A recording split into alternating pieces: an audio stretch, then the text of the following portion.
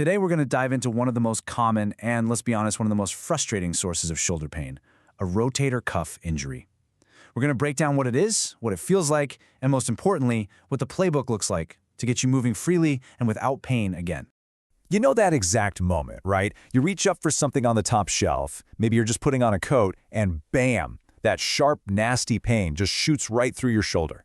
If that sounds even vaguely familiar, then you're definitely in the right place. All right, let's get into it. Before we can understand the injury, we've got to pop the hood and see what's going on inside the shoulder. Think of it like a really sophisticated control system that keeps everything stable and moving just right. And the heart of that system, well, that's your rotator cuff. So what exactly is this rotator cuff? Well, it's not just one thing. It's actually a team of 4 muscles and their tendons that wrap around your shoulder joint, kind of like a cuff on a sleeve. Their main job is to keep the top of your arm bone hugged securely right into that shallow socket. And it's pretty incredible how much this little system does for us every single day. I mean, it gives you the stability to lift your arm way up, the rotation you need to throw a ball, and even the super fine control it takes to, brush your hair. It is absolutely the unsung hero of your upper body. So how does our hero get hurt? Well, sometimes it's a single event, like a sudden fall or trying to lift something way too heavy. But a lot of the time, it's from doing the same overhead motion again and again. Think about painting a ceiling or playing tennis. And sometimes, it's just the natural wear and tear that comes with age. Okay, so now we know what it is and how it gets injured. Let's move on to the really important part, learning how to decode the signals. How do you actually know if that shoulder pain is coming from your rotator cuff? Turns out, your body sends some pretty clear messages if you just know what to look for. So here's your checklist. Are you feeling pain when you lift or reach for things? Is there this noticeable weakness when you try to raise your arm, like it just feels heavy? Does it hurt to sleep on that shoulder at night? If your shoulder feels kind of unstable, or if simple things have suddenly become a real challenge, those are all huge red flags. And this is exactly why you can't just ignore those signals. If you try to just power through the pain, you're probably going to make the injury worse. And what also happens is your body starts to compensate. You'll start moving differently to avoid the pain, and that can create a whole new set of problems in your neck or your back. So you're recognizing the signals. What's next? Well, that brings us to the recovery playbook. Now we're going to look at how a smart, structured physiotherapy program is designed to get that control system back online and help you heal the right way. Now, the most important thing to get here is that recovery isn't just random guesswork. It is a logical, step-by-step process.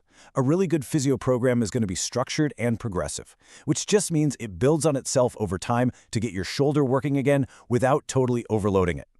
Let's just walk through what that journey looks like. First, it all starts with a really detailed assessment to figure out exactly what's going on. Then, you'll move into targeted strengthening, not just for the cuff, but also for those super important shoulder blade muscles that support it. Next up, mobility training to get your range of motion back, which is often combined with manual therapy to work out any stiffness. And here's a huge one, learning how to move correctly day to day to stop straining it. And then, finally, it all comes together in a safe, gradual plan to get you back to work, exercise, and all the things you love to do.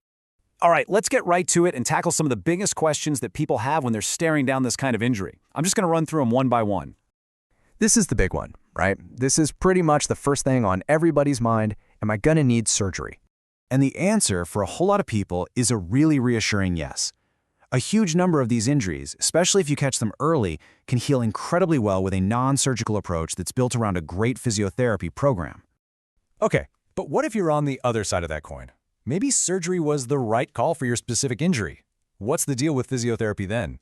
Well, in that case, physiotherapy isn't just helpful, it's absolutely critical.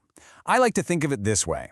The surgery repairs the hardware, but the rehabilitation, that's what reprograms the software. It's what teaches your body how to use that repaired shoulder to get your strength, your mobility, and all that control back.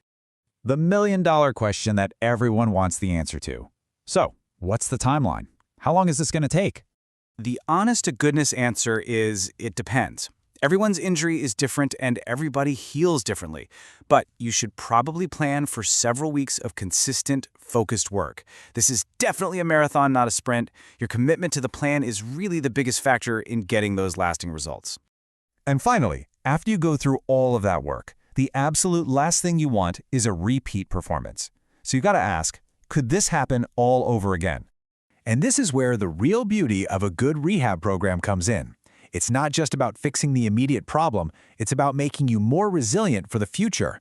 By strengthening all those supporting muscles and teaching your body how to move properly, you seriously lower the risk of going through this whole ordeal again. So when you put it all together, the goal isn't just to restore function, it's to restore your confidence. It's all about getting you back to your life and the things you enjoy, without pain and without that constant fear that you're just one wrong move away from another injury. Which really just leaves us with one last question. That pain, that weakness, that's just your body trying to tell you something. So isn't it time you started to listen?